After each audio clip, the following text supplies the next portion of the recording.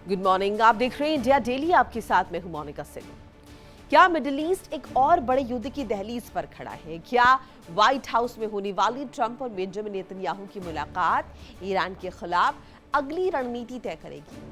क्या सीजफायर के टूटने के बाद अमेरिका और इजराइल अब और आक्रामक कदम उठाने वाले हैं? इजराइल के प्रधानमंत्री बेंजामिन नेतन्याहू अमेरिकी राष्ट्रपति डोनाल्ड ट्रंप से व्हाइट हाउस में मुलाकात करेंगे। ये ट्रंप के दूसरे कार्यकाल में नेतन्याहू का 7वां व्हाइट हाउस का दौरा होगा। ऐसे समय में ये बैठक हो रही है जब क्षेत्र में तनाव लगातार बढ़ रहा है। ईरान और अमेरिका के बीच टकराव तेज है और इजराइल अपनी सुरक्षा रणनीति को लेकर सक्रिय है। बैठक में ईरान, लेबनान, क्षेत्रीय सुरक्षा और आगे की रणनीति जैसे मुद्दों पर चर्चा होने की संभावना जताई जा रही है। इस बीच अमेरिकी सेंट्रल कमांड ने ईरान के खिलाफ सैन्य कार्रवाई जारी रहने का दावा किया, जबकि ईरान भी जवाबी हमलों का दावा कर रहा है। ऐसे में पूरी दुनिया की नजर व्हाइट हाउस की इस अहम बैठक पर टिकी हुई है। तो क्या इस मुलाकात के बाद मिडिल ईस्ट में तनाव और बढ़ जाएगा? क्या कूटनीति का रास्ता निकलेगा या फिर सैन्य कार्रवाई और भी ज्यादा तेज हो जाएगी? इन सब के बीच ट्रंप नेतन्याहू की आज महत्वपूर्ण मुलाकात है। व्हाइट हाउस में ईरान पर हाई लेवल मंथन होना है। मिडिल ईस्ट पर ट्रंप नेतन्याहू की रणनीतिक बैठक है। ईरान पर अगले रणनीति पर चर्चा होगी। अब सीजफायर के बाद पहली बड़ी रणनीतिक बैठक है ये। व्हाइट हाउस में सुरक्षा मुद्दों पर मंथन मुमकिन है। तो नेतन्याहू के साथ आज ट्रंप की मुलाकात जिस पर रहने वाली है नजर, व्हाइट हाउस में ईरान पर हाई लेवल मंथन, लगातार नेतन्याहू के अमेरिकी दौरे, और ऐसे में सवाल ये कि अब सीजफायर के दौरान ये मुलाकात किस तरफ इशारा कर रही है? ईरान को लेकर क्या बात होने वाली है दोनों देशों के राष्ट्र प्रमुखों के बीच? इस हाई लेवल मंथन में क्या कुछ डिस्कशंस होने वाले हैं? और वहीं अमेरिकी दौरे को लेकर नेतन्याहू का स्टेटमेंट आया। नेतन्याहू का बयान, आज वॉशिंगटन जाऊंगा, नेतन्याहू ने कहा। राष्ट्रपति ट्रंप से मुलाकात करूंगा, नेतन्याहू द्वारा कहा गया। सेनेटर लिंडसे के अंतिम संस्कार में हिस्सा लूंगा। सेनेटर लिंडसे हमारे मित्र के जैसे थे, ये भी नेतन्याहू द्वारा कहा गया है, बताया गया है। जो मुलाकात होने वाली है डोनाल्ड ट्रंप से, साथ साथ जो अमेरिकी दौरा है उसे लेकर नेतन्याहू ने अपना पक्ष रखा है कि आज वॉशिंगटन जाऊंगा, ट्रंप से मीटिंग करूंगा, सेनेटर लिंडसे के अंतिम संस्कार में हिस्सा लूंगा। चूंकि सेनेटर लिंडसे मित्र के जैसे थे, ये नेतन्याहू की तरफ से कहा गया। और इसी पर ज्यादा चर्चा के लिए मेहमानों का पैनल जुड़ चुका है। तारुफ करा देती हूँ। Group captain UK Devnath, retired रक्षा विशेषज्ञ, डॉक्टर अजिताभ सिंह, विदेश मामलों के जानकार, दोनों का बहुत बहुत स्वागत है। पहले देवनाथ जी आपके पास आ जाते हैं। एक बार फिर से मुलाकात होने वाली है नेतन्याहू और डोनाल्ड ट्रंप की, और ये वही नेतन्याहू हैं जो इससे पहले जब डोनाल्ड ट्रंप उन्हें लगातार ये कह रहे थे कि उन्हें अटैक्स नहीं करने चाहिए अभी, क्योंकि अभी सीजफायर चल रहा है, और जिस पर नेतन्याहू ने कहा था कि वो अमेरिका और ईरान समझे, लेकिन इजराइल की जो रणनीति है वो अलग है। बहरहाल अब आज जब जा रहे हैं तो क्या कुछ एक्सपेक्ट करें उनकी इस मीटिंग से? मोनिका जी, जब मिलेंगे तो जाहिर बात है नेतन्याहू दो ही चीज मांगेंगे। एक कि वहां जब लेबनान के अंदर छोटे छोटे हमले करते रहेंगे हिजबुल्लाह पर, तो अमेरिका उस पर ज्यादा आपत्ति जाहिर ना करे। और दूसरा, उन्होंने फिर से और बड़ी मात्रा में हथियार, गोला बारूद, रॉकेट मिसाइल्स की मांग कर रही है अमेरिका से। ये कह के कि नेतन्याहू यानी इजराइल अमेरिका के ही इंटरेस्ट को पश्चिम एशिया में प्रोटेक्ट कर रहा है। आमतौर पर ऐसी बातचीत के बाद कोई जो जॉइंट स्टेटमेंट होता है उसमें ये दोनों मुद्दे मान तो लिए जाते हैं, लेकिन उनका उल्लेख नहीं किया जाता है। चुपचाप मान लिया जाता है, चुपचाप आदेश पास हो जाते हैं अमेरिकन मिलिट्री इंडस्ट्रियल कॉम्प्लेक्स को, अमेरिकन सेक्रेटरी ऑफ वॉर को और पेंटागन को कि हाँ ठीक है, जो कुछ नेतन्याहू ने कहा है उसे कार्यान्वित करो। लेकिन उसको छाप के दुनिया के सामने या प्रेस के सामने या मीडिया के सामने नहीं कहा जाता है। जी बिल्कुल। डॉक्टर सिंह, आप क्या मानते हैं, इजराइल एक ऐसा मुल्क है, या फिर नेतन्याहू की हम बात कर लेते हैं, जो प्रोपोगेट ज़्यादा नहीं करते? उन्हें अगर युद्ध छेड़ना, अगर उन्हें जंग छेड़नी है या फिर अटैक करना है, तो वो डायरेक्टली कर देते हैं। तो अभी ये जो मीटिंग होने वाली है, इसमें वो अगर उन्हें युद्ध करना भी है, अगर उन्हें अटैक करना भी है ईरान पर, तो क्या वो परमिशन लेंगे ईरान से? वो माफ़ कीजिएगा, अमेरिका से क्या वो परमिशन लेंगे? क्योंकि इस तरह के फैसले तो वो निजी तौर पर खुद ही लेते हैं, और कहाँ वो ट्रम्प की बात सुनते हैं। देखिए, दोनों में कॉपरेशन तो है मोनिका जी। और ये विजिट बहुत ही इम्पोर्टेंट मैं मानता हूं, क्योंकि युद्ध के बाद से ये विजिट हो रही है।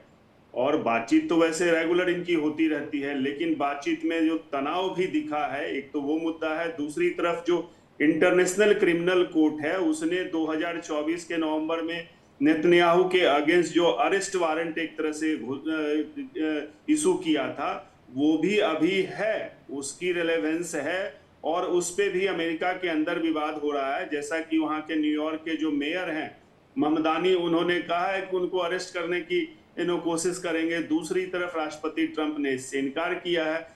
तो वो अपनी जगह जो वॉर क्राइम पे का केस इन पे लगा है, और जिसमें जो प्रोसिक्यूटर थे आईसीसी के, उनको भी हटाया गया है अमेरिका के नेतृत्व में।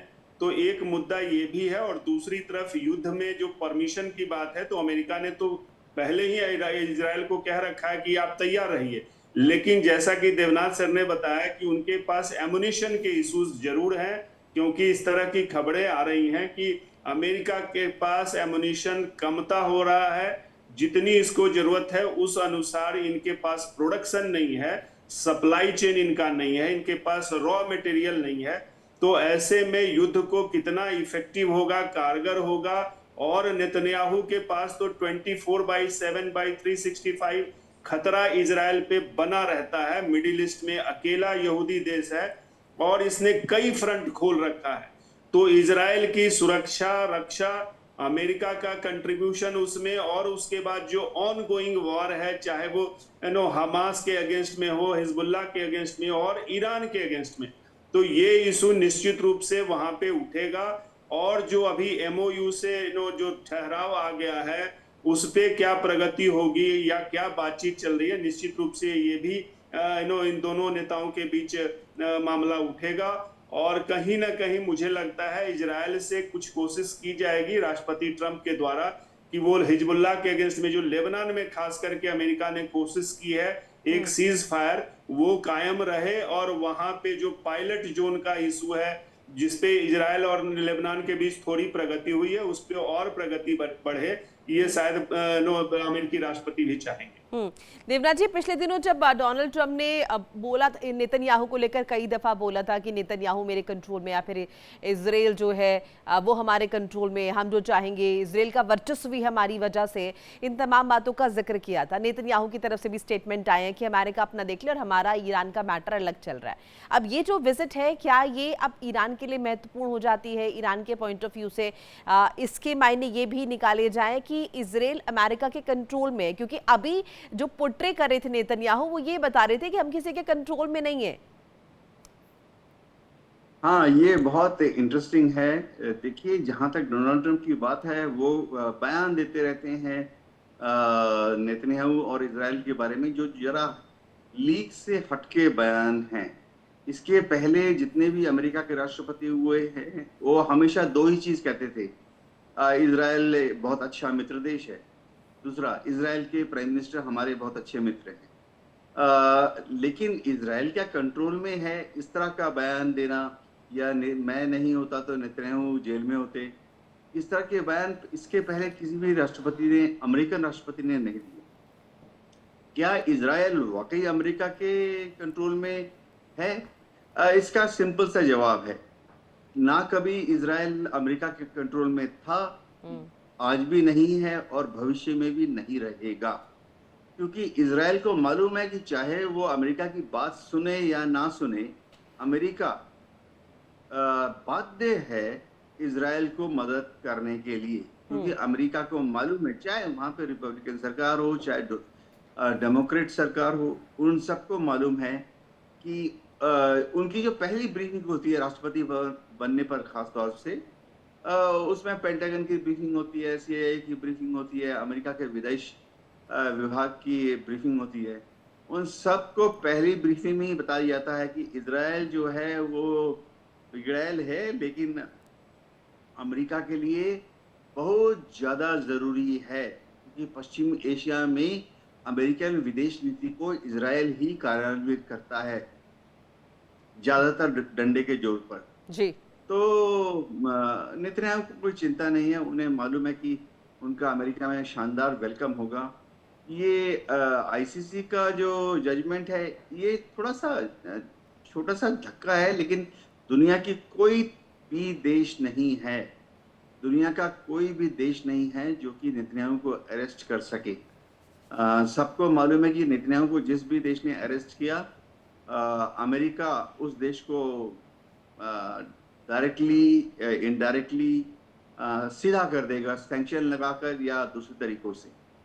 हाँ, नेतन्याहू जब अमेरिका के में गए हैं अभी, तो ईरान जाहिर बात है बहुत ध्यान से नेतन्याहू के विजिट को देख रहा होगा, और ईरान को मालूम है ऑलरेडी कि होने क्या वाला है। सबसे बड़ी बात जो ईरान अभी इजराइल से एक्सपेक्ट करता है कि वो हिजबुल्लाह के ऊपर हमले ना करे। ईरान ने कहा है कि जब तक इजराइल ईरान के ऊपर बॉम्ब नहीं गिराता, ईरान भी जवाबी कार्रवाई में इजराइल की तरफ कोई रॉकेट मिसाइल नहीं फायर करेगा। लेकिन ईरान बीच बीच में ऐसे स्टेटमेंट देता रहता है कि हिजबुल्लाह के ऊपर अगर हमला किया गया तो फिर ईरान कड़ा जवाब देगा। तो ईरान आशा करता है कि हिजबुल्लाह को इजराइल फिलहाल कुछ दिनों के लिए पीसफुली छोड़ देगा। ऐसा ही अमेरिका भी दबाव डालेगा जी। डोनाल्ड ट्रंप पर्सनली दबाव डालेंगे कि नेतन्याहू कुछ दिनों के लिए हिजबुल्लाह को आराम से शांति में छोड़ दें, ताकि ईरान के साथ जो बातचीत होनी है, जाहिर बातें होगी, वो अच्छे माहौल में अग्रसर हो सके। जी ठीक है। इस बीच दर्शकों को जरा बताते चले, कॉस्मिक कमांडर बनकर गरजे हैं डोनाल्ड ट्रंप। कॉस्मिक कमांडर बनकर गरजे हैं, एआई पोस्टर से ईरान को संदेश दिया है। दोनों पक्षों में 48 घंटे से संघर्ष विराम। ट्रंप ने एआई पोस्टर शेयर किया है, तो पोस्टर भी आपको दिखाने का प्रयास करेंगे। दोनों पक्षों में 48 घंटे से संघर्ष विराम है, और इस बीच डोनाल्ड ट्रंप ने एआई पोस्टर शेयर किया है। It's our oil tanker now, ये एक पोस्टर डोनाल्ड ट्रंप द्वारा साझा किया गया। कॉस्मिक कमांडर बनकर गरजे हैं। मनोज जी भी हमारे साथ जुड़ चुके हैं। मनोज जी, अब इस पोस्टर के क्या मायने निकाले? 48 घंटे से संघर्ष विराम, लेकिन फिर से एक बार जताने की कोशिश की है डोनाल्ड ट्रंप ने कि कितना वर्चस्व उनका है होर्मुज में। ऐसा लग रहा है कि डोनाल्ड ट्रंप जी जो है अपने मागा सपोर्टर को के मॉरल बूस्ट करने के लिए और एक संदेश देने के लिए कि अभी भी जो है अमेरिका ईरान का जो युद्ध हो रहा है वो अमेरिका जो एडवांटेज में है और जीत गया है लगभग। और जिस तरह से एक दबाव प्रेशर बन रहा है अमेरिका पे, विद इन दो कंट्री बन ही रहा है, साथ साथ वर्ल्ड लेवल पे भी जो एक प्रेशर बन रहा है। जिस तरह से स्ट्रेट ऑफ हॉर्मुज जो है बंद है, वहाँ पे आवाजाही नहीं के बराबर है, तो स्वाभाविक है कि एक मोरल बूस्ट करने के लिए इस तरह का एआई का यूज़ किया गया है। और एआई आजकल तो नॉर्मली सभी कंट्री आजकल यूज़ कर रहे हैं कि अपने अपने सपोर्टर्स को किस तरह से वो संदेश दे सके।